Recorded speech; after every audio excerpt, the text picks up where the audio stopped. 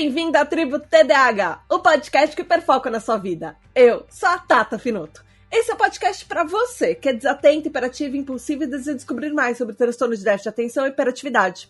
Essa é a nossa tribo. Nosso lugar para aprendermos juntos, sem julgamento. Aqui também tem espaço para quem não é TDAH, mas quer nos entender melhor. Hoje nós vamos falar sobre TDAH e tecnologia, então vem entender sobre os prós e contras das redes sociais e conheça dicas de tecnologias assistivas.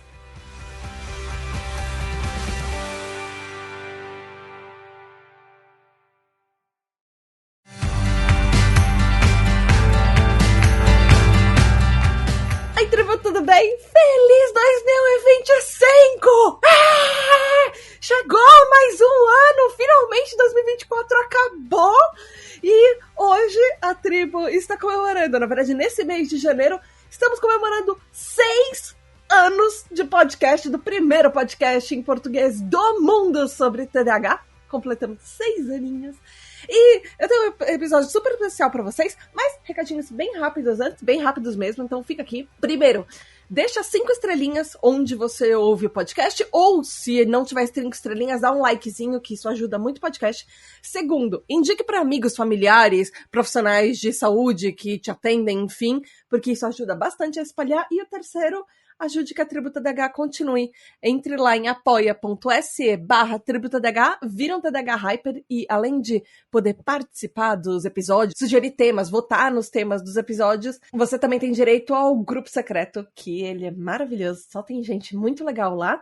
E você também recebe os temas adiantados. Esse episódio de hoje foi sugerido pelos nossos TDAH Hypers. Eles deram a opção do tema, eles votaram e eu peguei e mesclei as duas ideias mais votadas, que elas tinham muita coisa a ver uma com a outra. Então vai lá em apoia.se/Tribo TDAH. Além disso, os nossos apoiadores também recebem parabéns nos meses dos aniversários deles. E os aniversariantes de janeiro são... Dia 1º de novembro teve Thiago Jefferson e dia 17 de dezembro Nicolas Pietro. E agora em janeiro, dia 15 de janeiro, tem Bel Castro e dia 19 Fábio Coutinho. Parabéns, parabéns, parabéns, parabéns, parabéns. Muitas felicidades pra vocês e beijos especiais da Tata no bem aniversário de vocês. Antes de apresentar quem está aqui comigo, porque esse episódio é uma roda de conversa, eu vou falar os estudos que eu usei para construir essa pauta, que provavelmente eles vão ser citados ao longo do episódio. Então, eu usei 2 estudos principais. Tem um terceiro que talvez a gente mencione, mas aí, se a gente falar sobre ele, eu vou falar na parte que eu usei, porque o resto dos outros 2 eu usei para construir a pauta inteira. O primeiro é Knowledge and Attitudes About Attention Deficit Hyperactivity Disorder, ADHD, and its treatment, the views of children, adolescents, parents, teachers and healthcare professionals. Ou dá para resumir como conhecimento e atitudes sobre o transtorno de déficit de atenção e hiperatividade, o TDAH, e seu tratamento, as opiniões de crianças, adolescentes, pais, professores e profissionais de saúde. Ele é de julho de 2013 e ele foi feito na Universidade de Nottingham, no Reino Unido. Talvez você, se você tiver uma memória muito boa, você vai achar que esse estudo é familiar. Sim, ele é. Eu usei esse mesmo estudo nas últimas pautas do ano, que foram os 4 episódios sobre estigma e TDAH. Esse estudo tem uma parte bem legal sobre a internet, então eu resgatei uma partezinha dele que eu não usei naqueles episódios para falar aqui hoje. E o segundo estudo eu achei maravilhoso e eu coloquei bastante coisa dele na pauta se a gente chegar a falar sobre isso, mas o que eu mais achei legal desse estudo é que ele foi feito por neurodivergentes. E a equipe que fez esse estudo eram de pessoas TDAHs. O que é extremamente raro, acho que é um dos únicos estudos em 6 anos que eu consegui ver que tinha neurodivergente, que é a equipe que fez isso. Então, o nome dele é ADHD and Technology Research, Investigated by Neurodivergent Readers. Ou seja, TDAH e pesquisa tecnológica investigando por leitores neurodivergentes. Ele é de abril de 2022, ele é super recente. Ele foi feita na Technische Universität Wien, que é da Áustria, Bauhaus Universität Weimar, na Alemanha, University of Purdue, nos Estados Unidos, e University of Amsterdam, nos Países Baixos. Enfim, mas eu não estou sozinha, já falei isso antes. Eu estou com 2 convidados, eu vou apresentá-los na ordem alfabética. Primeiro é o Diego Quinto, que ele é TDAH Hyper, e o Wagner Sabado também, que ele também é TDAH Hyper. Oi, Diego! Olá! Olá, Tata. Tudo bem, pessoal? Prazer falar com vocês. Olá, bem-vindo de volta! E o Wagner? Oi, Wagner! Bem-vindo pela primeira vez aqui! Olá, pessoal. Olá, Tata. Prazer estar aqui. Gente, vamos. Deixa eu deixar vocês se apresentarem rapidinho. Só falem os pronomes que vocês usam, a cidade, estado, país onde vocês estão, ou de onde vocês são e onde vocês moram agora. Se vocês souberem o tipo de TDAH de vocês e se vocês têm outras comorbidades. Diego, vai lá você primeiro, ordem alfabética. Meu pronome é ele e dele. Eu falo de São Paulo, no Brasil. E o meu tipo de TDAH é o desatento. E Wagner, e você? Meu pronome é ele dele também. E eu tô falando de Clermont-Ferrand, França. O meu TDAH é desatento também. Vamos, gente, eu convidei o Diego e o Wagner aqui porque eles dois que deram a ideia do episódio. O Diego falou pra gente falar sobre TDAH e tecnologia na era digital, o Wagner falou pra falar de redes sociais, e não tem como falar de um sem o outro. Se a gente for falar de tecnologia, a gente vai falar de rede social, se a gente for falar de rede social, a gente vai falar de tecnologia, porque tá tudo muito interligado. Então, eu achei que era muito válido a gente encaixar essas duas pautas que foram votadas. Eu acho que a gente pode começar falando da internet e das redes sociais de uma forma geral. Porque é um dos pontos que tem muita coisa boa, tem muita coisa ruim. Vocês acham que ela mais atrapalha ou mais ajuda na informação? Assim, quando a gente vai procurar informações sobre o TDAH, sobre o diagnóstico, informações confiáveis. E como é que vocês sentem isso? De certa forma, ajuda bastante, porque hoje a gente tem mais fontes de informação para a gente saber mais sobre diagnóstico, sobre várias outras coisas que não tinha, sei lá, 10, 15 anos atrás. Eu acho que nesse aspecto é muito positivo. Mas também tem as outras coisas que são ruins, que são essas pessoas que tudo hoje é TDAH. Hoje todo mundo tem, e isso é muito ruim para a gente que realmente tem TDAH. Que a gente fica colocado numa caixinha que o pessoal acha que aquilo é brincadeira, que aquilo não é sério, que a gente não sofre com aquilo. Então, esse é o aspecto ruim ao meu ver. Faz sentido. Wagner. Eu concordo total com o Diego. Eu só vou, né, ilustrar um pouco com a minha experiência pessoal, né? Quando eu descobri que eu tinha TDAH em 2019, e nesse momento ninguém da minha volta assim estava realmente sensibilizado com isso, na minha família, etc. E com os meus amigos, pais, enfim. Então, encontrar a Tribo TDAH, o podcast, foi pelas redes sociais, foi graças às redes sociais que eu consegui encontrar, né, a internet. Então, isso, no início, me ajudou bastante a entender o que estava acontecendo comigo, né? E a me sentir mais seguro. Então, foi positivo. Só que no momento que tu começa a te entender e a buscar terapia, a buscar tratamento, etc., tu vai continuando a ser informado pela internet, e lá tu vai começar a encontrar informações que não são bem assim. Tu vai dizer, não, no início foi bom, mas agora está sendo demais, né? Sinceramente, pessoalmente, às vezes eu tento evitar um pouco a informação demasiada, né? A informação exagerada que há sobre o nosso transtorno, porque acaba não me ajudando, finalmente, né? Acaba estereotipando aquilo que não dá para ser estereotipado, né?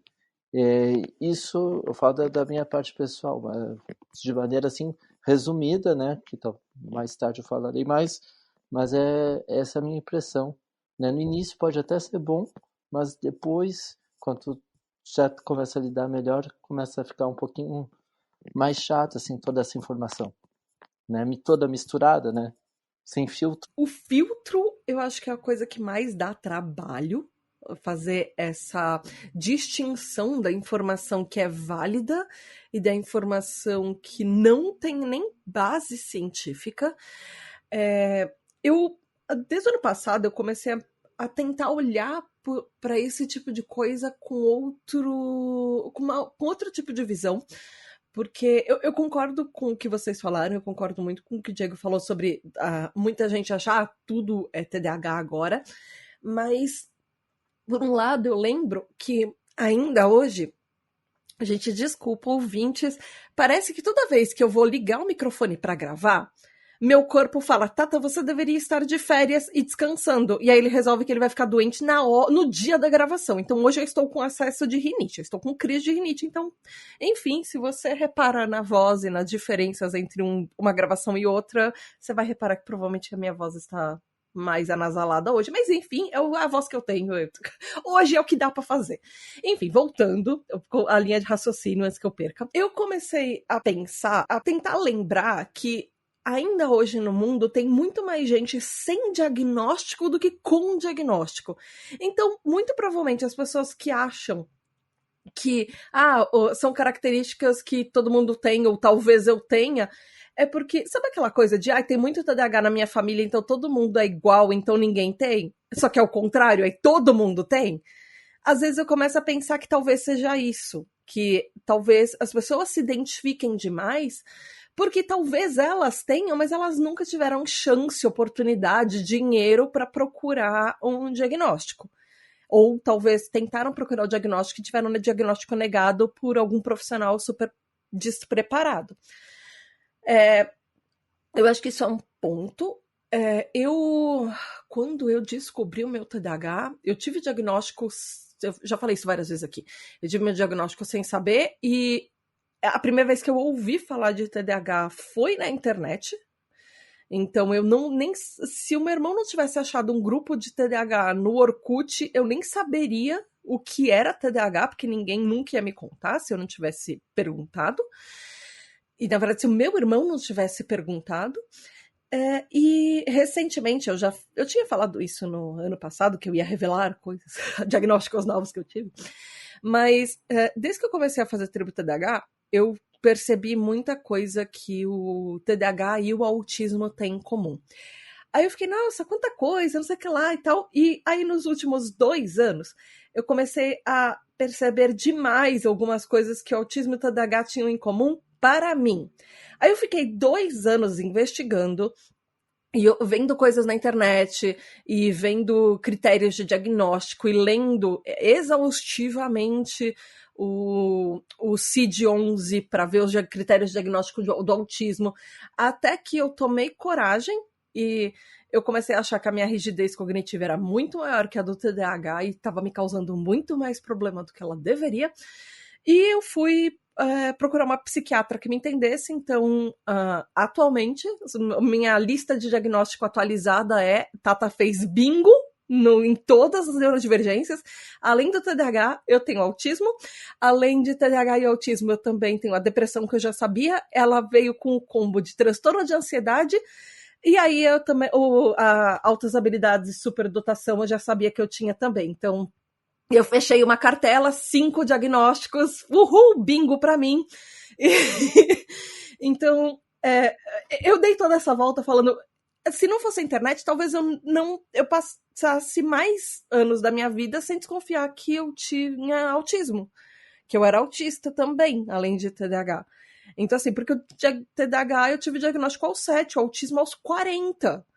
É muita diferença para uma coisa ficar escondida a minha vida inteira. Então, é um pouco o que o Wagner falou também. A gente tem acesso a muita coisa, mas não é todo videozinho que a gente assiste falando, o TDAH desfoca o olho. Mas calma, tem coisa científica por trás disso? Será que isso é verdade mesmo? Falei demais. Não, mas é super interessante o que tu disse, Tato. Eu trabalho em psiquiatria, né, no hospital psiquiátrico, e acontece isso com os pacientes que estão ali. A um momento teve um médico que deu tal diagnóstico para tal paciente, e conforme muda o médico, o psiquiatra, o outro médico vê que não é só aquilo, que há outro diagnóstico, e o paciente está há 30 anos hospitalizado no hospital, indo e voltando. Então, pode acontecer de novos diagnósticos. Isso acontece muito na psiquiatria, né? Então, assim, para mim, eu acho que é bom evoluir e descobrir, se autodescobrir, né? De ver que não, tudo evolui conforme os estudos, conforme a psiquiatria, a psicologia, todos os estudos sobre o neurocérebro, sobre os transtornos, enfim, tudo evolui. Então, o diagnóstico de 10 anos atrás não será o diagnóstico de hoje, que sempre está mudando. Até porque o próprio CID teve uma atualização e o DSM que antes até, se eu não me engano, até acho que 2016, o diagnóstico combinado de TDAH e autismo era proibido. No critério de diagnóstico estava escrito ou você tem TDAH ou você tem autismo, não dá para ter os dois juntos. Hoje, de 2016 para cá, por isso que explodiu um bando de gente tendo diagnóstico conjunto, porque a comorbidade, autismo mais TDAH, é muito grande e as pessoas estão recebendo diagnóstico só agora. Então, isso, as pessoas falam, é epidemia. Não é epidemia, o critério de diagnóstico mudou. Então, muita gente não tinha. E agora está descobrindo uma outra coisa. E a mesma coisa para o transtorno borderline e autismo. As semelhanças também. Isso eu não sabia. Eu converso muito com a minha esposa, que é psicóloga, que trabalha na avaliação do autismo, faz os testes e tudo. E ela vai em alguns serviços onde só tem pacientes transtorno borderlines para trocar, né, informações e tudo. E os testes para os dois transtornos são muito parecidos. Há diferenças, às vezes não é muito simples de ver. Mas, claro que é todo um estudo, todo um sistema para conseguir identificar a diferença, mas não é assim tão visível. Né? Às vezes alguém pode ser considerado transtorno no borderline e finalmente é autista. Pode acontecer. E a comorbidade existe bastante também, de uma pessoa que tem os dois, eu imagino. Sim, isso pode acontecer também, mas pode haver um diagnóstico, né, por falta de informação sobre o autismo, que o autismo em adultos é muito recente também.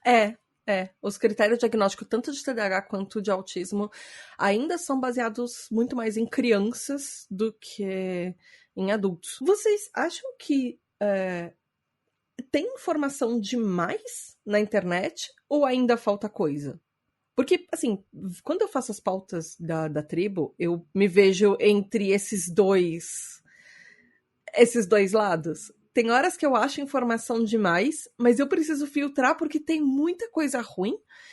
E tem horas que eu acho informação de menos. Tem horas que eu acho que, por exemplo, mesmo estudos científicos têm assuntos que as pessoas não falam a respeito, não fazem a respeito. Você precisa ficar garimpando para achar alguma coisa que tenha relacionada a TDAH. O que vocês acham? Eu acho que tem muita informação, mas informação não de tanta qualidade. Eu acho que tem muita coisa pulverizada ali, mas não tem estudos sérios para falar sobre TDAH e déficit de atenção, enfim, no geral. E também tem uma outra coisa que você já falou em alguns outros episódios, que hoje, antigamente só tinha TDAH, não tinha não existia a parte hiperativa e não existia o combinado. E tem muita gente que cita ainda só o TDA, não o TDAH também. E as Sim. pessoas pensam que são assuntos diferentes, mas são os mesmos assuntos. Nossa, sim. Até hoje eu vejo muita gente nas redes sociais, especialmente, mas eu não tenho hiperatividade, ou a pessoa fala, mas meu psiquiatra falou que era TDA. Mas às vezes o próprio profissional não está atualizado, que nunca existiu essa sigla. Nunca. Sempre foi ou DDA, de distúrbio, e aí ele virou automaticamente TDAH, quando ele atualizou. É estranho, porque as pessoas.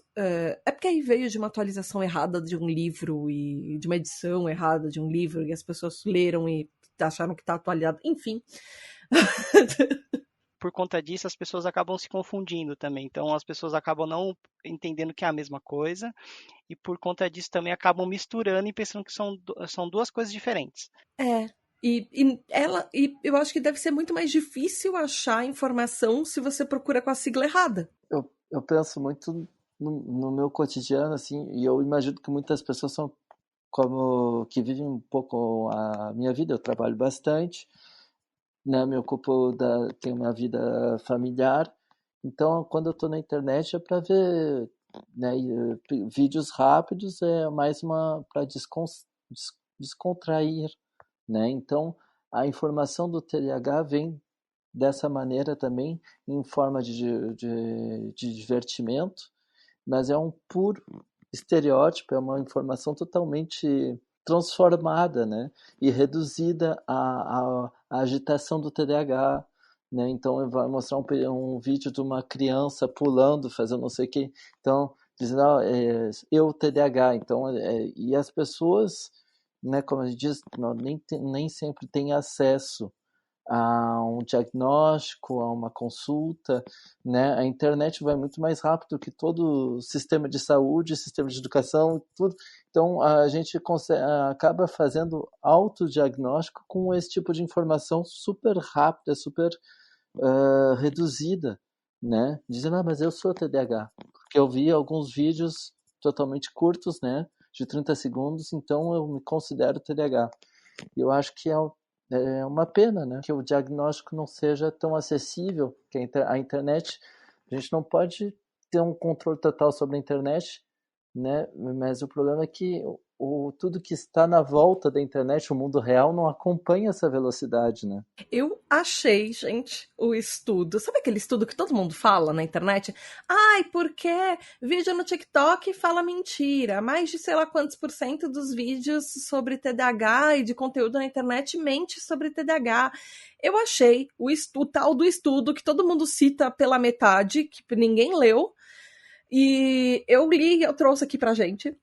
O nome desse estudo, esse era o estudo que eu falei que eu ia falar só na hora que eu citasse, porque eu não quero ficar dando muito palco para ele, mas enfim, o nome dele é TikTok and Attention Deficit Hyperactivity Disorder, a Cross-Sectional Study of Social Media and Content Quality.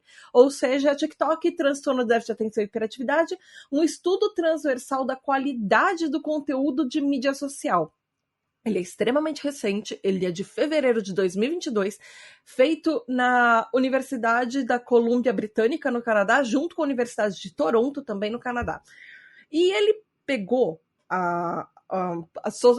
plataformas de social media, na verdade ele pegou o TikTok em específico, e falou que atualmente as disseminações de informação sobre saúde mental elas estão muito mais populares na internet, assim, a parte de estar muito mais disseminado, como vocês dois falaram. 10 anos atrás você quase não encontrava conteúdo sobre isso.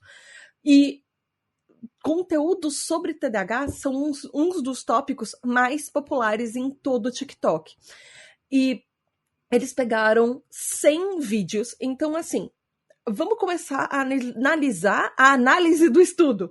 Esse estudo pegou só 100 vídeos e são os 100 vídeos mais populares do TikTok. Para ser popular, significa que ele foi muito visto e muito compartilhado. Então, eles analisaram esses 100 vídeos e falaram que 52% deles tinham informações que elas não eram verídicas. 27% deles foram relatos de experiências pessoais e 21% deles eram realmente úteis. Só que, assim, falando como alguém que faz conteúdo, eu faço podcast há 10 anos, gente. E aí eu já tô há mais de 6 fazendo conteúdos para redes sociais.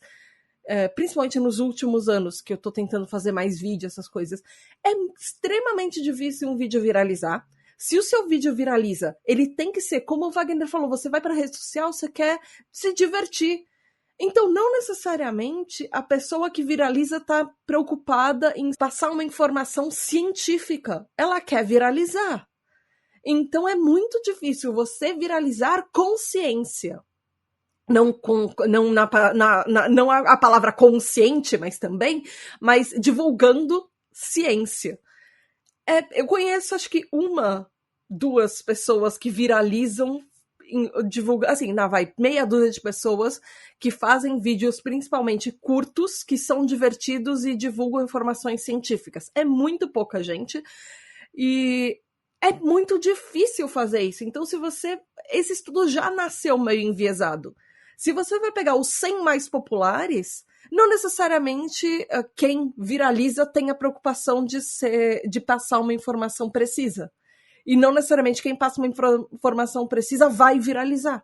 Por isso que as redes sociais da tribo são muito mais baixas do que vários outros criadores de conteúdo que fazem coisas muito mais rápidas, por exemplo. E ficam fazendo react de videozinho de meme. Porque eu não faço meme. Então existe uma diferença. Por exemplo, o podcast da tribo, ele passou de 500 mil de ouvintes. Não, desculpa, 500 mil de plays. Cara, isso é muita coisa. 553 mil plays em 6 anos. Isso é muita, muita coisa. Mas é um podcast científico. As pessoas têm mais paciência para ouvir. É completamente diferente de um conteúdo de 1 minuto no TikTok. Em 1 minuto você quase não consegue passar nada de informação. Então, eu acho que eu tinha que trazer esse estudo, porque todo mundo na internet fala, então o estudo do TikTok, porque toda informação na internet é sobre TDAH, é errada, não sei o que lá, só que ninguém leu a porcaria do estudo também. É mais uma coisa, fala do estudo, mas ninguém parou para ler. Eu acho, assim, que é uma questão de bom senso. Primeiro, né, porque assim, né, eu acho que tem muita gente que sabe sabe identificar uma informação que é por entretenimento, principalmente quem está se informando sobre o TDAH, que toma o tempo para ler, para se informar, que tem a curiosidade. Eu acho que ele vai ver que aquela informação do TikTok é muito curta, até pela vontade de conhecer o transtorno. Aquilo ali não vai ser o suficiente. Então, talvez tu comece com um meme do TikTok e tu vai cair na tribo TDAH e vai estar ouvindo várias horas de podcast. Acontece, assim, eu não vejo algo negativo. Eu acho o negativo é se reduzir a informação ao vídeo do TikTok. Aquilo ali é um estalo, mas tu vai ter que buscar mais. Não pode ficar só naquela pequena informação. Aquilo pode ser para se divertir, para rir, para dizer, que besteira. Mas se tu quer realmente conhecer mais, tem que ir mais longe, né? Tem que buscar mais. O próprio estudo não faz distinção de se os 100 conteúdos mais viralizados do TikTok que ele pegou eram memes ou não. Então, assim, um meme, obviamente, não vai ser uma informação que tem preocupação em ser curada. Ele tá lá para se divertir. E para divertir, eu acho que tem uma coisa que eu quero... Eu ainda anotei isso um pouco mais para baixo da pauta, mas como todas as pautas da tribo TDAH, ela é flexível. Então, eu queria até discutir isso com vocês. Porque existe uma coisa na internet, já falando sobre meme, que é essa parte da representatividade. Porque antes a gente não tinha voz e ninguém ouvia quem era TDAH e se importava com a gente. Hoje a gente tem voz para brincar com as nossas dificuldades. E o meme de quem é TDAH é isso. Existe até uma coisa freudiana, que o Freud falava que o ato falho, quando você faz uma piada de uma coisa tentando esconder ou tentando rir daquilo, da sua própria falha. E é muito o que eu vejo na internet que a comunidade TDAH, a comunidade neurodivergente, de uma forma geral, faz. Eu erro com aquilo, eu tenho as minhas falhas e essas coisas me atrapalham todo dia. Eu vou rir disso. Eu vou tornar isso numa piada, sei lá. Como é que vocês veem isso? O próprio meme ou a própria utilização do humor para externalizar essas frustrações na internet, assim, sei lá. Olha, eu vejo de uma forma positiva no aspecto, tipo, por exemplo, se eu não tiver as coisas, a carteira, o celular, a chave no mesmo lugar, eu vou esquecer. Eu já vi alguns memes que a pessoa esquece e volta para casa, esquece outras coisas e assim vai. E aquilo é legal porque eu me sinto representado. Então eu dou risada com aquilo porque eu sei que acontece, é de verdade.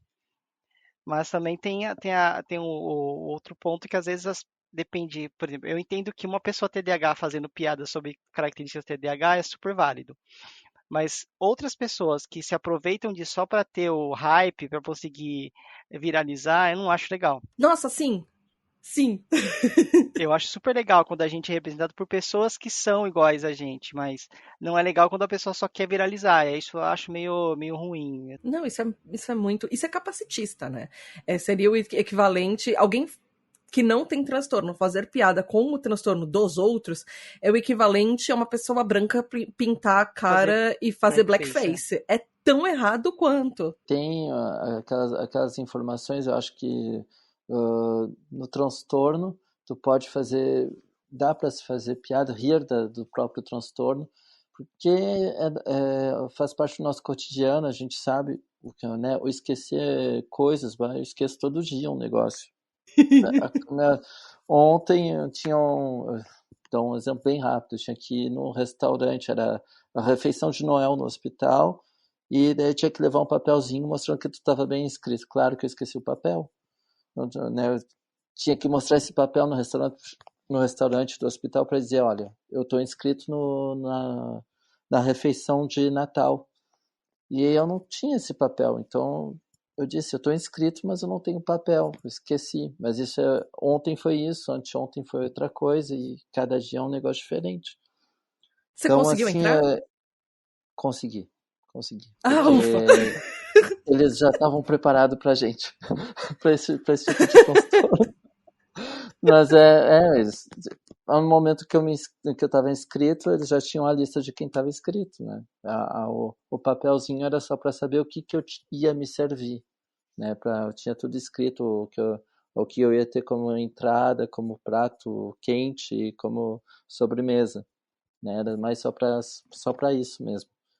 Mas enfim, então consegui comer sem problema. Mas é sempre na sorte que eu acabo me safando, né? Porque o esquecimento, né? Eu tento várias estratégias e tudo, e às vezes é com a força de algo que eu consigo me lembrar, mas é que eu acho também que é o ritmo de vida que a gente tem, né? Às vezes a gente tem que fazer tanta coisa que, né, não tem como lembrar de tudo, né? Sim, talvez tenha, mas ainda não tenho uma É, solução para isso. Talvez tenha, não sei. Eu tento utilizar várias estratégias, mas sempre tem uma pequena falha. Mas, enfim, eu gosto que quando é criativo, sobre os memes, né? Eu gosto quando é criativo e quando não cai naquele estereótipo da pessoa agitada que fica pulando. Claro que tem esse tipo de, né? Eu sou desatento, eu não sou muito assim, então não acabo não criando muita identificação com aquilo.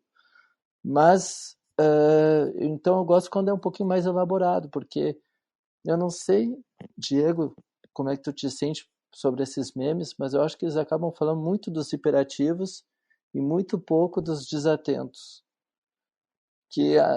Né, que a gente cai naquele senso comum que TDAH vai ser agitado, e eu não sou agitado, não é o meu temperamento, realmente, nunca fui, sabe?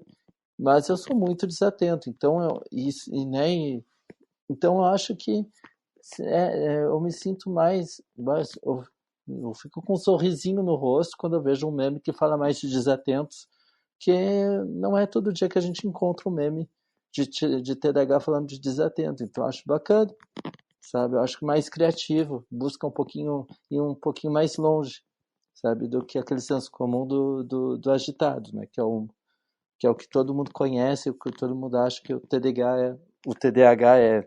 como é que a gente evita ou poderia evitar essa desinformação e até o estereótipo mesmo? O que vocês acham, talvez, sei lá, que poderia mudar na internet ou, sei, existe alguma maneira de evitar o estereótipo? Eu acho que com a informação, acho que a gente consegue melhorar esse estereótipo. Acho que com as pessoas sabendo mais sobre o transtorno, vai tirar um pouco desse rótulo do que é o TDAH, que as pessoas imaginam, assim, vou falar sobre um personagem.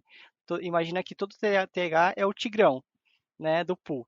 Então, todo mundo imagina que é É, aquele, porque imagina que todo mundo é daquele jeito, mas nem todo mundo é, né? Então, eu acho que com a informação, as pessoas conseguem entender melhor os transtornos e conseguem tirar um pouco o rótulo dessa questão de ser sempre o estereótipo do tigrão, que pode ser outro. Eu não lembro o nome do personagem, eu sei que ele não é TDAH, do Pooh, mas o burrinho, tipo, ele fala bem devagarzinho, Ah, o Inhó. e ele fala. Calma aí, eu acho que ele tem um outro nome em inglês que agora eu não lembro. Eu lembro de Inhó. Então, ele caberia. Eu sei que o transtorno dele não é TDAH, do tipo que ele não é TDAH, mas eu sei que ele encaixaria bem como um TDAH, tipo da gente que esquece, que a gente é mais calmo, que a gente fica mais nesse parâmetro. Eu vejo muito o próprio Ursinho Pooh Eu pensei como nele. desatento. Do tipo, e ele fala lento. E não pela parte de falar lento, porque isso é um estereótipo, mas a parte de fazer as coisas com calma e ele tá falando alguma coisa e tem mel na árvore, ele para de falar e ele começa a olhar pro mel e começa a pensar em como que ele pegaria aquele mel e ele esquece completamente das outras coisas que ele tava fazendo.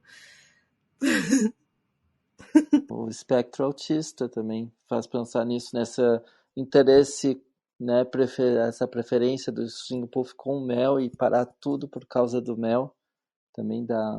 Mas sim, a desatento também, eu acho que os dois. E eu acho que também tem vários personagens que podem mostrar o TDAH desatento. Eu penso muito no Doug Funny, que tinha a agenda dele, que viajava no universo dentro da cabeça, mas não era um cara agitado fisicamente, né? Mas na cabeça dele ele viajava horrores, né? Então, que é um outro desenho. Esses personagens, eles são assim, eles não são canônicos, eu diria. Nenhum autor comprovou que eles têm TDAH, nem nada. Eles são mais memes da internet no sentido. Tem alguns recentes que eles têm comprovado pelos autores. Por exemplo, o próprio na saga do Percy Jackson, você encontra vários tipos de personagens completamente diferentes, alguns que são agitados, outros que são mais pensativos, outros que ficam muito mais no cantinho deles, matutando os planos deles, ao invés de ficar indo lutar e não sei o que lá. Todos eles acabam lutando porque é um livro de aventura. Mas, enfim. Ou própria Miss Marvel, que ela começa a série, que ela foi escrita por uma pessoa TDAH, ela começa a série pensando em 15 milhões de maneiras de fazer o plano dela dar certo, nenhuma delas deu certo. Mas eu acho que mesmo, sei lá, eu sou uma pessoa de tipo combinado. Eu sou o meme da pessoa que fica agitada pulando na cama, mas ao mesmo tempo, de repente, 5 minutos depois eu desligo e eu fico distraída num cantinho brincando de alguma outra coisa ou fazendo alguma outra coisa e parece que eu desligo, parece que eu tô só ali quieta no cantinho. Então, essa dualidade também do próprio tipo combinado é difícil ver. Vocês vê um ou outro. Dificilmente você vê os dois juntos. Até o próprio autismo, assim. Eu tive. Depois que eu recebi o diagnóstico, por mais que eu tivesse desconfiado durante 2 anos e perdido sono por causa disso, mas literalmente, foi muito difícil me entender como uma pessoa autista depois que eu recebi o diagnóstico. Eu demorei uns 2, 3 meses para me entender, porque o estereótipo do autista é muito diferente do que eu sou. Porque ainda entra a parte do TDAH nisso para mim. Então, depois que eu recebi o diagnóstico, por mais que eu tivesse certeza do diagnóstico antes, quando eu recebi o laudo falando parabéns, você tem autismo, eu falei, não, tenho não. Sou tão autista assim, não. E aí eu comecei a refutar tudo que eu tinha achado, assim, porque eu não me via no estereótipo. E eu achava que eu nem era tão autista assim. Hoje eu paro e falo, caraca, eu sou muito autista. Como é que eu não percebi isso antes? Mas é isso, o estereótipo também não ajuda. Algumas características podem ajudar a gente a identificar, mas ao mesmo tempo eles atrapalham quando a gente vai se ver naquilo. Que quando a gente imagina, eu não sou autista, mas a gente tem um estereótipo, né? Então, o autista é aquela pessoa que vai estar com fone de ouvido, que vai ficar se balançando, que não quer que ninguém encoste nela. A gente tem esse estereótipo. Eu sei que existem vários tipos, né? Vários graus, mas a gente tem essa ideia na cabeça, que é o que mais é publicado nas redes sociais, que a gente vê em filmes, em séries, é tudo isso. E eu sei que na realidade é totalmente diferente. É. O próprio. Existe uma coisa que eu acabei descobrindo, que a própria. Entrando agora no autismo, gente. Se vocês não perceberam, há 2 anos eu falo bastante de autismo aqui na tribo TDAH, comparando com o TDAH, mas enfim. Existe um dos pontos que as pessoas falam, a criança que ela foi não dificilmente oralizada, mas que ela demorou muito para aprender a falar ou para falar. Mas as pessoas esquecem que isso é um espectro e tem os dois lados da moeda. Tem a criança que falou muito tarde, mas o autista que falou muito cedo. E era muito precoce em falar, em formar frases, em formar sentenças. Eu era o tipo oposto. Eu era criança que 1 ano de idade já estava falando sentenças completas. Eu falava mais que a minha boca. Usando palavras difíceis. Ainda hoje, inclusive. Tem autistas que desde pequeno estão usando palavras rebuscadas. E eu fui muito influenciado pela minha esposa sobre o autismo, né? Porque como ela trabalha com isso, é o trabalho dela, né? Trabalhar com criança e adulto autista. Ela sempre me explicou, né? Que está no nome, transtorno do espectro autista. É isso? Transtorno do espectro autista. Né? E espectro, a palavra espectro né, um leque, né, bem variado, então não há 1, 2, 3, é um espectro, né, que então ela me diz, né, tem o tanto de autistas quanto de autismo, entende? Ou seja, é tão variado que não dá para dizer que é isso e não é aquilo, né? Entendi. O transtorno é tão variado quanto a quantidade de pessoas autistas que existem no mundo, porque cada pessoa é única e diferente da outra, tá? Exato. E eu tenho um jornal feito por jornalistas autistas aqui na França, né, que entrevistam pessoas conhecidas, até o presidente Macron. E é interessante ver toda essa gente junta. Calma aí, o Macron é autista? Não, ele foi entrevistado por jornalistas autistas. Eu achei que eles entrevistavam pessoas autistas, e aí eu tava, nossa, não, Macron mas é autista! Não, são autistas que entrevistam pessoas famosas. E é genial, ok, porque é totalmente neurodivergente, é totalmente atípico. E é super criativo, é rico, é humano, é lindo, né, de ver essas entrevistas, assim. Tem gente que acaba saindo chorando ali da entrevista, né, pessoas famosas, porque é uma maneira de entrevistar totalmente diferente e que mostra esse espectro, esse leque de autistas totalmente diferentes, únicos. Então, acho que ilustra bem essa variedade dentro e que também tem no transtorno do déficit de atenção. Acho que a gente não é igual, é muito rico também, sabe? Só que não tem a palavra espectro dentro do transtorno, mas tem o espectro também. Eu acredito, né, que a gente é bem diferente. É isso que eu ia comentar. Eu não entendo porque. Eu não entendo por que o TDAH não tem a palavra espectro. Porque, apesar. É que. Ok, eu entendo que o critério diagnóstico do TDAH são só 3. Mas dentro desses 3, desatenção, hiperatividade e impulsividade, a gente é diverso nisso e eu ainda acho até hoje que existe muito mais coisas, só que são coisas muito mais subjetivas que deveriam entrar no critério diagnóstico do TDAH, por exemplo, desregulação emocional, por exemplo, que elas não estão ali. Sabe, a própria hipersensibilidade, que o próprio no autismo você não consegue muito medir isso, mas TDAH envolve muito mais coisas do que só os 3 sintomas que as pessoas avaliam. A gente sabe isso, a gente vive isso no dia a dia e acaba sendo um espectro, só não tá no nome por algum motivo que eu não sei. Por exemplo, eu sou TDAH, mas assim, eu não gosto muito de ter contato, que as pessoas me abracem, tipo, eu não gosto muito, eu tenho essa dificuldade, assim. Eu normalmente abraço pessoas com quem eu realmente conheço e tenho intimidade. Uma pessoa estranha vir me abraçar, tipo, eu não vou ficar confortável naquilo. Uhum. E isso é uma coisa que é minha. E outra coisa é a questão do barulho e questão da claridade. São coisas que realmente me incomodam muito. Eu me lembro, quando eu trabalhava nos escritórios, hoje em dia não tem mais telefone nos escritórios, que todo mundo usa Teams, né?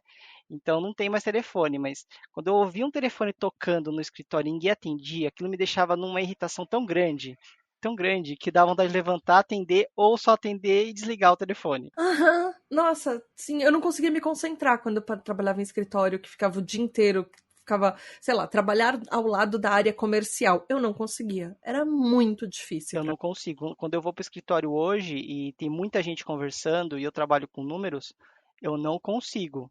Aí eu tenho um abafador de ruído que eu coloco no ouvido, ou eu coloco um fone de ouvido e coloco alguma coisa para ouvir.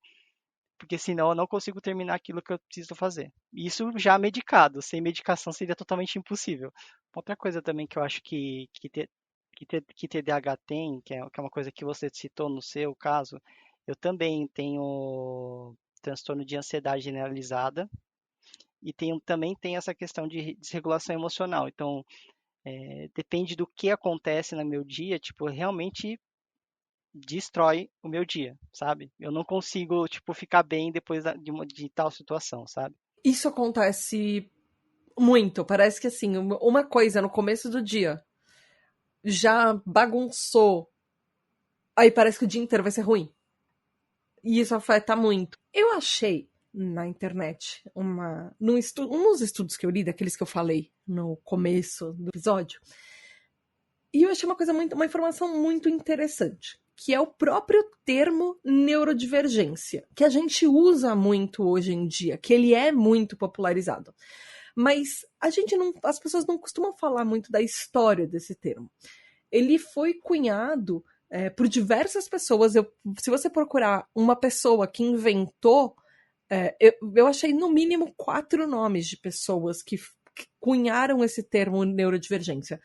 E entre 1993 e 1998, e tem algumas fontes que falam no fim de 1980. Então não existe exatamente quem foi a primeira pessoa que falou neurodivergência. Mas a origem dele é justamente buscar essa representatividade, buscar as pessoas que querem falar por elas mesmas, advogar em causa própria, justamente para se referir à diversidade neurológica da população e enfatizar que a gente tem processamentos cognitivos diferentes, tanto no autismo, TDAH, dislexia, a neurodivergência não é, por exemplo, só autista.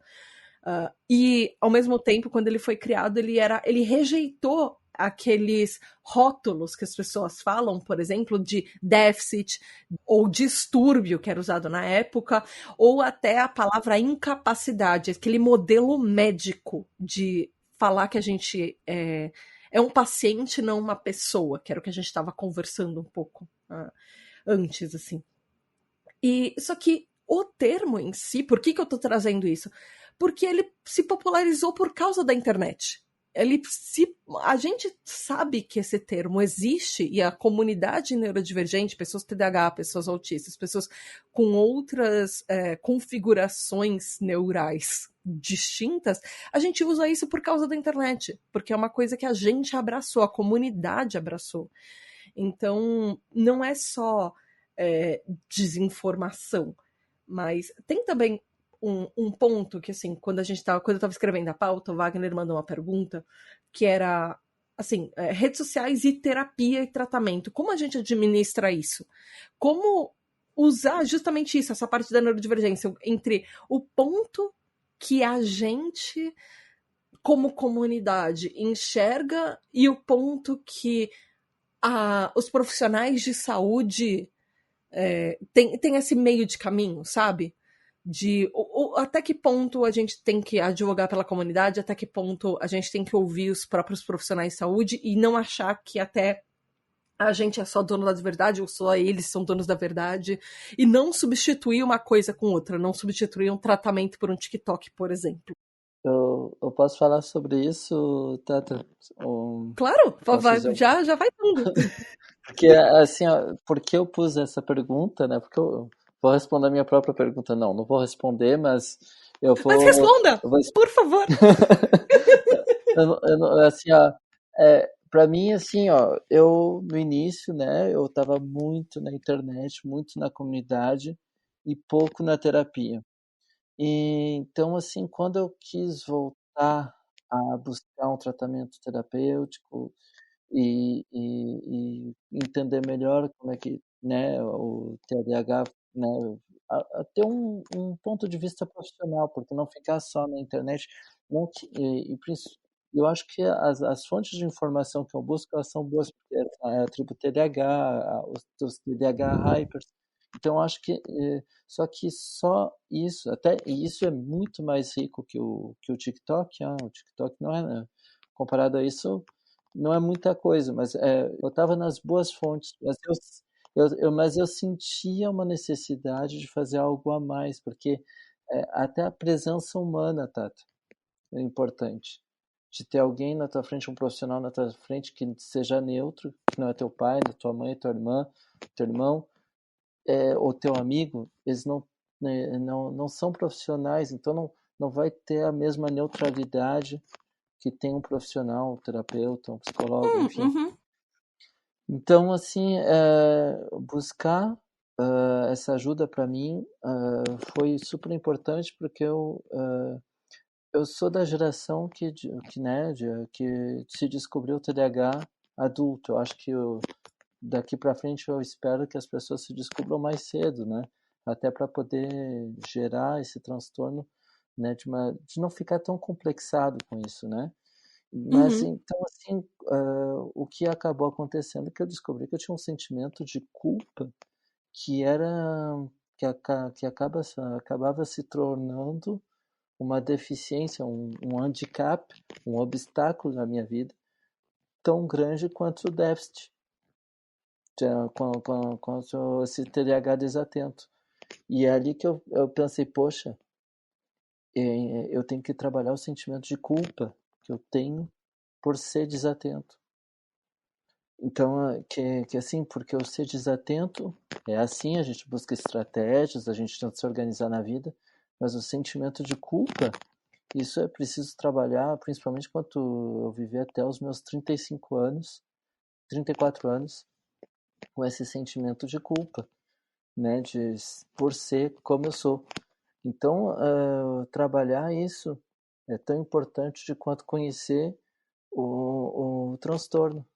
Então a internet, as fontes, os podcasts me deram muita informação, mas o terapeuta conseguiu me dar me dar um outro olhar sobre uma outra coisa, né, um outro problema que estava me prejudicando também. Então, por isso que eu pus essa pergunta. Não, e faz todo sentido. Para mim foi necessário buscar os dois e hoje em dia, né, eu tento filtrar, né, com os conhecimentos que eu tenho, né, essas informações da internet e ver o quanto é necessária a terapia. Eu fico julgando e dosando e não é uma verdade única, não é algo que está definitivo, né? É tudo conforme eu evoluo na minha vida e vejo as necessidades que eu tenho. Às vezes eu estou mais interessado em saber sobre o transtorno, eu busco mais os podcasts, e às vezes menos. E a mesma coisa para terapia.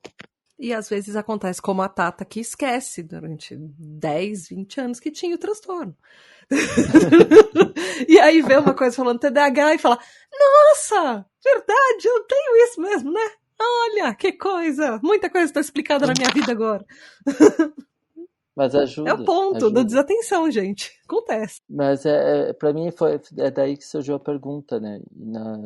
Mas assim, eu não sei como vocês veem isso, né? Como é que as pessoas que estão escutando se sentem com isso também, sobre essas informações da internet também, e se elas se sentem completas com isso ou falta aquela coisa, assim, tipo aquele contato humano, por mais que estejam nos ouvindo, não vai nunca vai substituir uma pessoa que está na tua frente, que tu vê, sabe? Ao meu ver, né? Eu acho que não se substitui.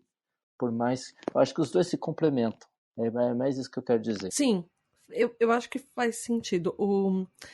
Eu fico pensando no que você falou e Eu lembro de, assim, começo de processo, por exemplo, mesmo a pessoa que não sabe que tem TDAH ou que tem uma neurodivergência de uma forma geral, quando ela, muitas vezes, dependendo do profissional que está avaliando, quando começa a avaliação, os primeiros traços que a pessoa já percebe, ela fala, olha, vai procurar um psicólogo.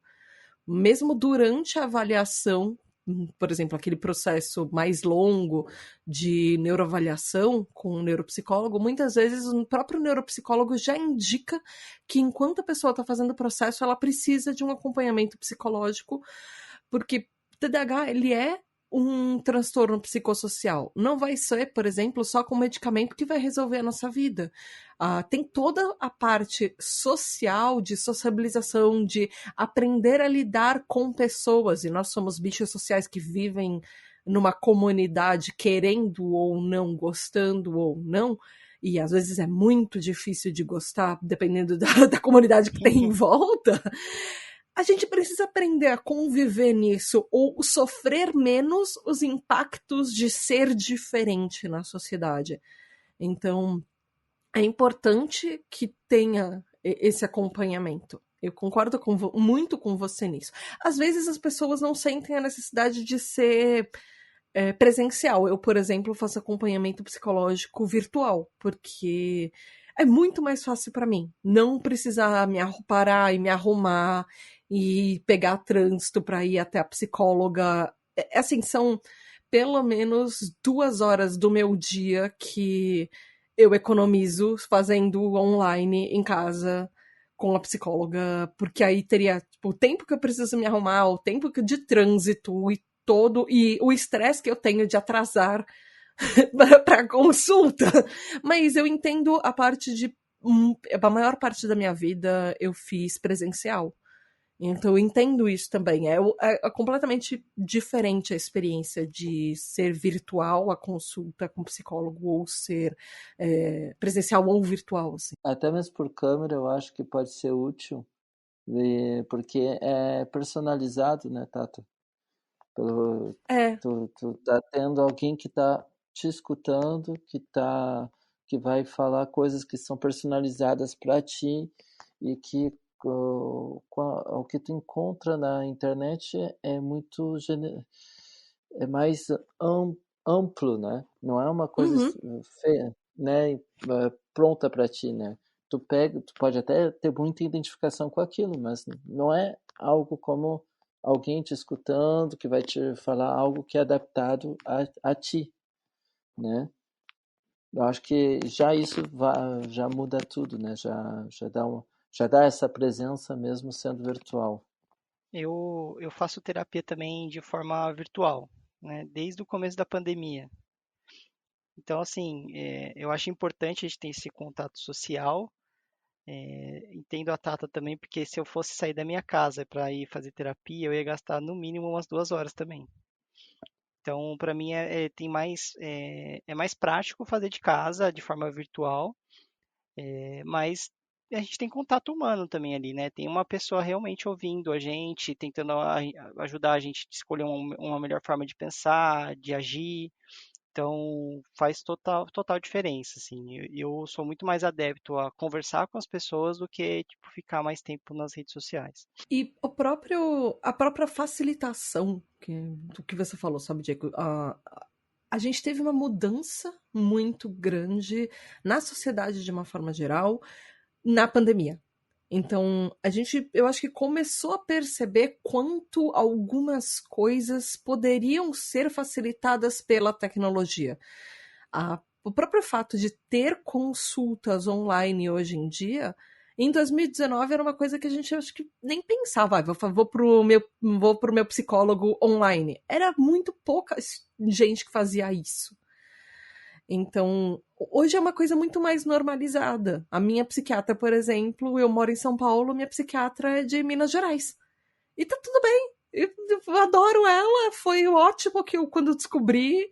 E quando eu fiz o diagnóstico de autismo com ela, foi virtual e não interferiu em nada. Então, também tem a facilidade de você encontrar bons profissionais, independente de onde você esteja. O que eu sei que assim, 6 anos de Tribo TDAH, eu recebo muitos relatos de muita gente que às vezes mora em comunidades pequenas, cidades do interior, que são locais muito difíceis de acesso até de bons profissionais. E isso, às vezes, o próprio sistema de saúde não oferece alguém que entenda de TDAH na região.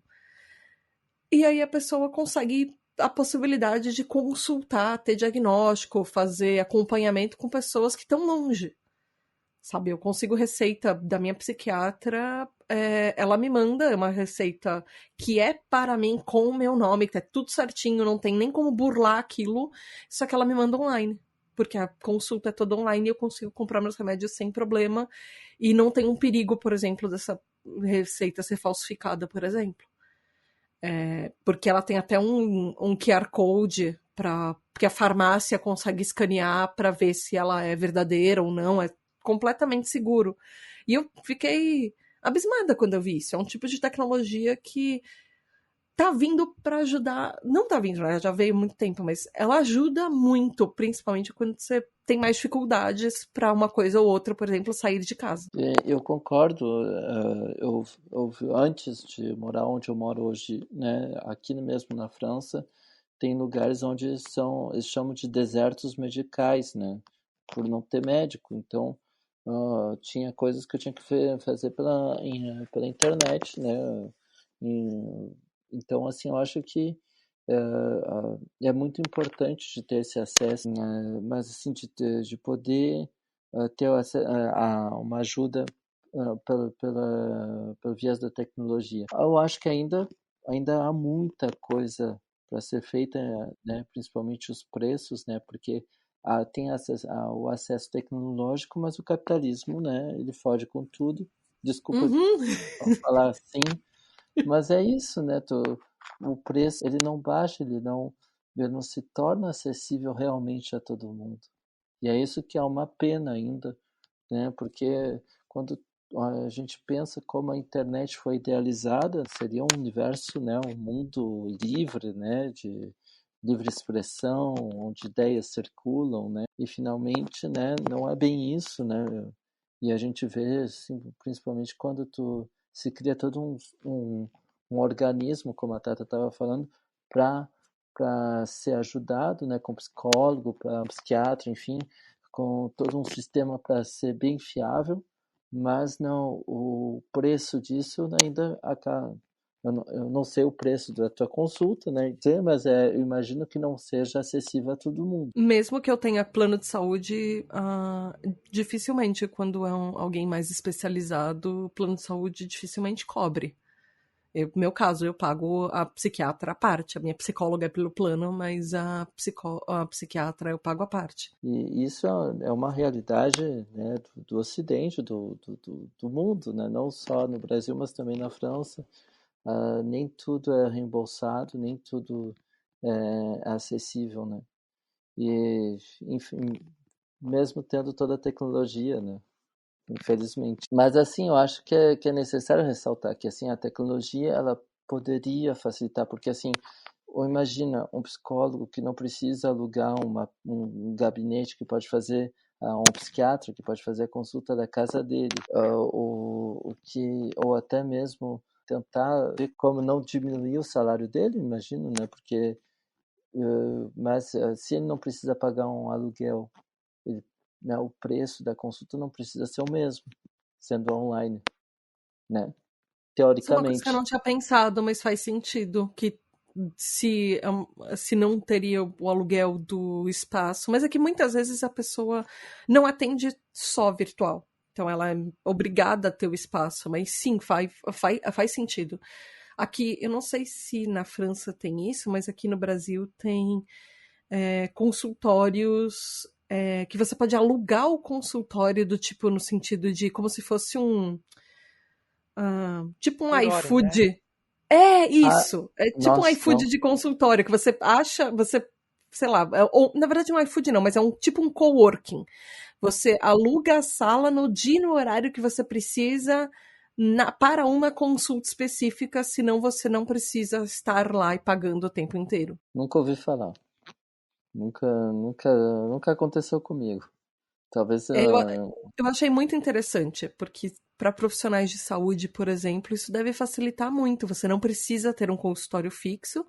A maior parte dos pacientes você pode fazer o acompanhamento online, mas quando você precisa de uma consulta presencial, você pode alugar uma sala de reunião ou na verdade existem escritórios preparados para consultório médico, com todo o equipamento médico, e aí você aluga uma dessas salas de consultório e você usa pelo tempo determinado. E aí você paga o aluguel daquilo que você usou, por exemplo. Isso é bacana. Não sei se é bacana. Parece ser mais prático, né? Mas, é que assim, é uma questão de se perguntar com todo os problemas sociais, enfim, começar a ter um espaço só para gabinete, sendo que tem a internet. Eu não sei, assim, é muito, vai além do assunto, né, que a gente tá tendo, né, que eu não teria nem a capacidade de responder, né, mas é uma solução até um certo ponto, né, de ter gabinetes, lugares, né, escritórios que tu aluga por hora, mas eu não sei assim se tem coisas também que não, deveriam andar ao mesmo tempo que isso. Por exemplo, se tu tem um espaço feito para alugar escritório para médico para fazer consulta online e que o resto ele pode fazer na casa dele, ou não, consulta presencial que o resto online ele pode fazer na casa dele, teria também que rever também todos os imóveis que estão vazios, que poderiam servir para outras coisas, enfim. Talvez eu esteja É, viajando um pouco na maionese, não tá não um pouco. mas é um assunto muito amplo. Era só isso que eu queria concluir. Eu acho que o movimento que a gente tem visto nos últimos anos da obrigatoriedade de voltar a trabalhar no escritório está sendo justamente por causa disso. Porque a indústria imobiliária viu um monte de escritórios vazios que estavam perdendo aluguel, empresas que estavam saindo e fazendo mais virtual do que presencial. Então, se você perceber, nos últimos anos, desde 2021, a própria imprensa está recebendo um monte de matéria paga, até algumas delas, mas especialmente as imprensas mais voltadas para negócios, falando das vantagens de trabalhar presencial e das desvantagens de trabalhar online, porque elas estão sendo pressionadas pela indústria, pelo imobiliário, que perdeu muito nos últimos tempos na parte de aluguel para escritório. Então eles estão meio que tentando forçar que as pessoas voltem a trabalhar presencial justamente para não perder um espaço que elas não estão usando, para não virar um espaço abandonado, fantasma e sem aluguel. Isso é fato. O mercado tá pressionando todo mundo para voltar a trabalhar. A gente vê isso, eu trabalho num grupo de seguros e que pertence a um banco. E assim, no banco as pessoas estão indo 3 vezes por semana presencial e dois de casa. Então isso é pura realidade. Eu acho que é bom e ruim, né? A gente já se fala, até mesmo na internet, por vídeos curtos, se fala do problema de trabalhar em casa, que, né, no escritório tu tem a tua hora de começar, a tua hora de terminar, que às vezes quando tu trabalha à distância, essas horas são bem flexíveis, né? Mas ao mesmo tempo tem o fato de tu não pegar o teu carro, não pegar um transporte público, ser mais ecológico, né? E também ter um tempo dentro da tua casa, mas, né, dá uma certa tranquilidade, eu acho que talvez até uma certa qualidade, dependendo do ponto de vista também, né? Eu acho que tem tudo a acrescentar, né, de ter esse tipo, a tecnologia ela propõe isso, a gente tem vários problemas, né, mundiais, então o trabalho à distância pode ser importante, mas também a utilização da internet, de dados, precisa também de servidores para estocar toda essa informação. Enfim, acaba precisando de energia para alimentar esses servidores, e essa energia vem da onde? De combustíveis fósseis. Né? Então teria que também eu acho que é um assunto muito complexo, a tecnologia e o trabalho em casa, porque eu vejo o lado positivo, mas eu também vejo um lado negativo, né, dentro desse trabalho em casa, né? E enfim, eu acho que pode acaba sendo complexo, mas teria que ter diversas soluções, teria que buscar diversas soluções para que a coisa, para que essa organização de trabalhar em casa seja realmente acessível, né? Porque acaba englobando diversos outros problemas, né, em volta disso, né? Tem uma coisa que eu queria complementar rapidinho, que um dos estudos que eu achei, aquele que eu usei nos episódios de Shigma, ele fala um pouco disso que a gente estava falando da parte de confiar ou não e ter ou não um profissional acompanhando a gente. Eles fizeram uma pesquisa com pais e mães de crianças com TDAH, gente, geralmente é criança, infelizmente, mas enfim, mas da Austrália.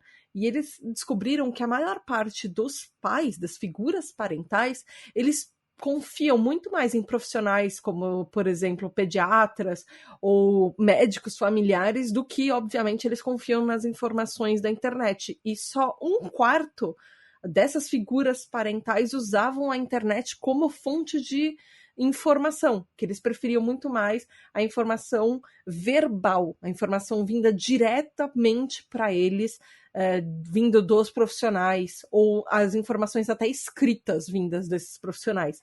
Mas para sanar alguma dúvida específica dessas figuras parentais, as informações dos profissionais, eles obviamente ficavam mais alto no ranking de quanto eu confio ou não dessas informações, mas pais de adolescentes, por exemplo, e próprios adolescentes, eles usavam muito mais a internet como a fonte primária e a fonte que eles mais buscavam informações sobre TDAH, porque era mais fácil, mais rápida, mais acessível para eles do que ficar consultando um médico. Então, parece até que nesse estudo ele mostrou até um pouco. Quando você é pai de criança, você vai mais pro pediatra. Quando você é pai de um adolescente, as coisas começam.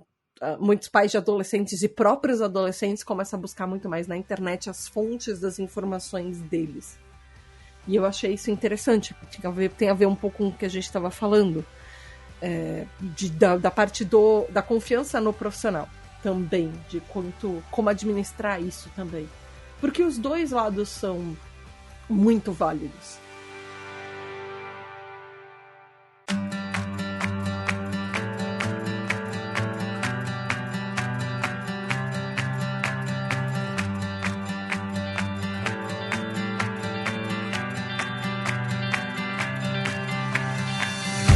Gente, calma.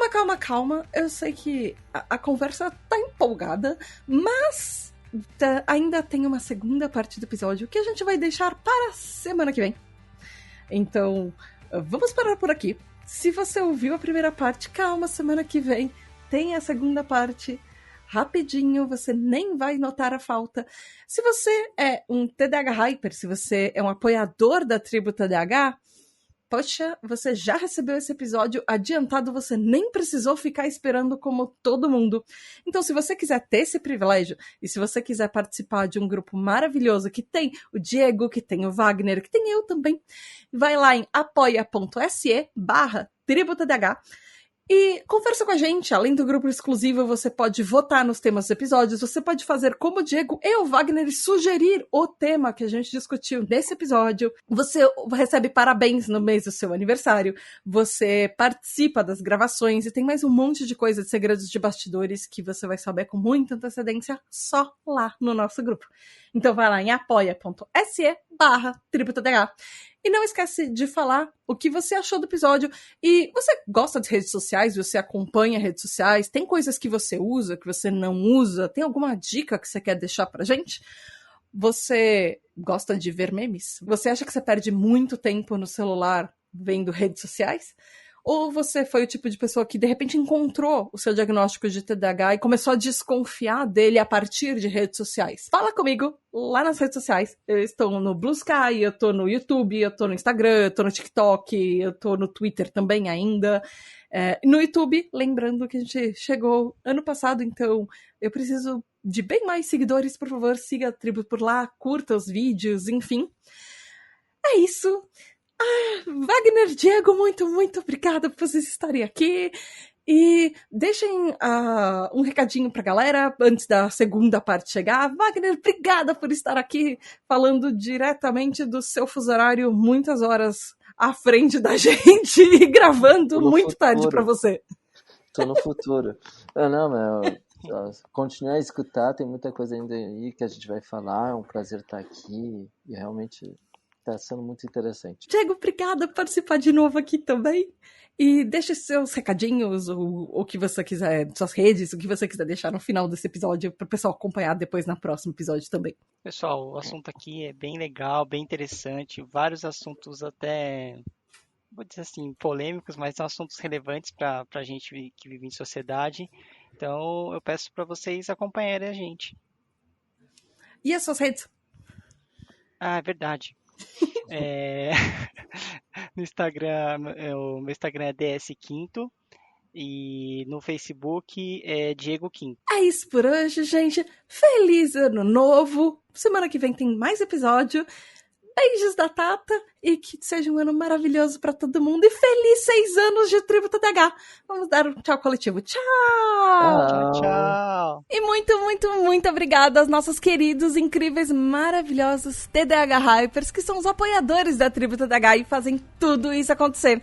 Gabriel Nunes, André Luiz Carvalho, Edu Caetano, Sky Atura, Rafa, Mari Mendes, Leonardo Loza, Aline Emia, Ricardo Bruno Machado, Brunner Titonelli, Alexandre Maia, João Queiroz, Aline Coelho, Juliana Costa, Paulo Alexandre Maia Canal, Ana Márcia de Lima, Tabita Moreira, Ananda Krishna, Diego Quinto, Narcisa Morza Sodré, Michele Raquel Romaine, Kel Bonassoli, Fábio Brunetti, Caroline Duarte, Jackson Luiz, Gianluca, Ana Tereza, Caio Geraldini, Roger Delboni, Zé, Humberto Miranda, Alexo, Gabriel Alberto, Sandro Tomiti, Eric Alves, Luísa Carvalho, José Martins, Kiara Campos, Franklin Melo, David Correia, Vinícius Paes, Maeli, Ana Luísa, Vanderlan Costa, Bel Castro, Chinodex, Virgílio Bepimitsu, Tamires da Silva, Laís Calazans, Thiago Luz, Alessandra Spendorello, Tainá Moreira, Bianca Eunice, Jadson, Marina, Caio Guilherme, Letícia Lisleia, Rafael Ribeiro, Andréia Ferraz, Wesley Rueda, Diego Correia, Adriana Leopoldi, Cacá, Luiz Gustavo, Gustavo Arruda, Andrei, Alice Portugal, Thalita Camargos, Carlos Isaac, Giovana Xavier, Val Armanelli, Éder, Adalton Silva, Maicon Silveira, Paulo Belotti, Mônica Becker, Wagner Sabado, Marco Antônio, Fernando Finot, Tereza Cristina, Bruna VM, Nick Taranto, Larissa Alice, Matheus Leiner, Amauri, Renato Ribeiro, Bruna Barlac, Eduardo Paduan, Rafa Brito, Anglônio, Gustavo Góes, Dan, Paulo, Lara Torres, Michele Menezes, Disraeli, Cristal, Alfredo Neto, Hugo Yazu, Vinícius Carvalho, Guilherme Burjac, Marcelo Biassucci, Mariana Branco, Anderson Torquata, Ivana, Nayara, Héctor e Ritter, Natália Gonçalves, Samuel Fabel,